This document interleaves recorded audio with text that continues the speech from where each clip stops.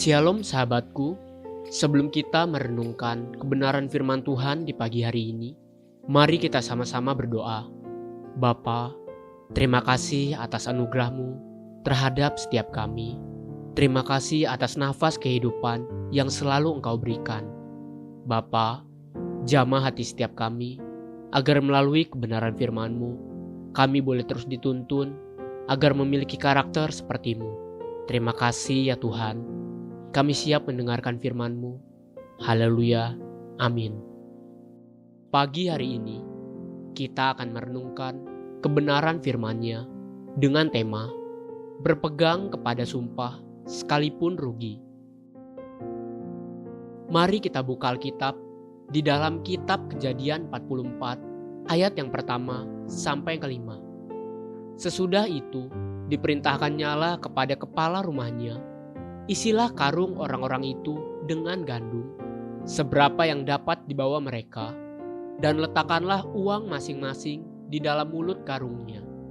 Dan pialaku, piala perak itu, taruhlah di dalam mulut karung anak yang bungsu, serta uang pembayar gandumnya juga. Maka diperbuatnyalah seperti yang dikatakan Yusuf. Ketika paginya, hari terang tanah, orang melepas mereka beserta keledai mereka. Tetapi baru saja mereka keluar dari kota itu, belum lagi jauh jaraknya.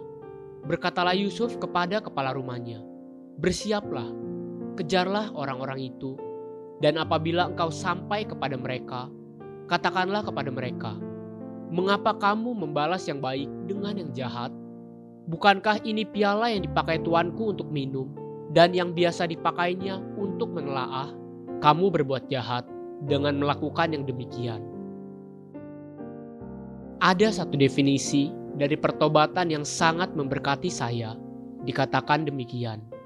Pertobatan yang benar dan sempurna adalah bukan sekedar penyesalan atau rasa pilu, tapi sebuah keputusan yang sadar, dan apabila kita diperhadapkan kepada kesempatan untuk mengulangi kesalahan atau dosa yang sama atau serupa itu lagi, kita rela dan akan memilih untuk tidak mengulanginya.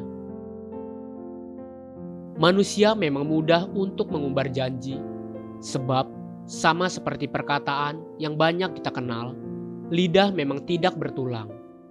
Mudah sekali manusia untuk menyatakan janji, bahkan sumpah sekalipun. Bukankah semua pernikahan Kristen dimulai dengan sebuah sumpah setia? Apakah semuanya benar berlaku setia?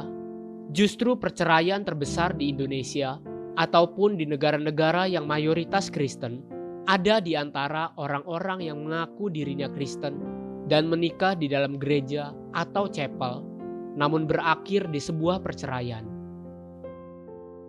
Bukankah semua pejabat negara diambil sumpah sesuai dengan iman percaya mereka, namun hasil tangkap tangan KPK tidak kunjung berhenti? Belum lagi perjanjian, kontrak baik di atas materai, notarial, dan lain sebagainya. Namun dengan mudah semuanya diabaikan dan diingkari. Itulah bukti betapa cacat karakter yang ada di dalam diri manusialah yang membuat kita tidak mampu dan rela menggenapi janji atau sumpah. Kitab Amsal 18 ayat 21 bahkan berkata, "Hidup dan mati dikuasai lidah. Siapa suka menggemakannya akan memakan buahnya." Kita seringkali justru menganggap remeh sebuah perkataan atau sebuah janji. Kita mudah sekali untuk berjanji, bahkan tanpa sedikit pun hasrat untuk menepatinya. Itulah cacat karakter yang perlu kita waspadai sungguh-sungguh. Jika kita termaksud pribadi yang sama sekali tidak memiliki integritas untuk menjaga dan menghormati perkataan kita sendiri, bagaimanakah mungkin kita akan dihormati orang lain, apalagi Tuhan? Kedewasaan karakter Yehuda dan pertobatannya terbukti bukan karena keperkasaannya atau kepahlawanannya, tapi ketika Yehuda berani berkata benar dan memegang sumpah setianya.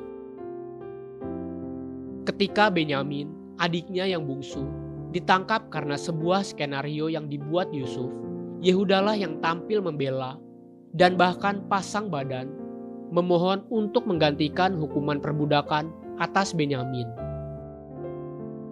Yehuda berkata di Kejadian 44 ayat 30 sampai 34 kepada Yusuf sebagai orang kedua di Mesir demikian.